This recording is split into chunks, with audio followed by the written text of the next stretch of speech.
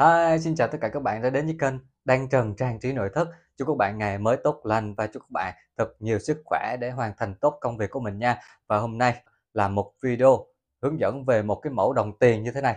Đó, nó tượng trưng cho những cái mẫu hình đồng tiền cổ và tôi sẽ biến tấu nó lại một chút.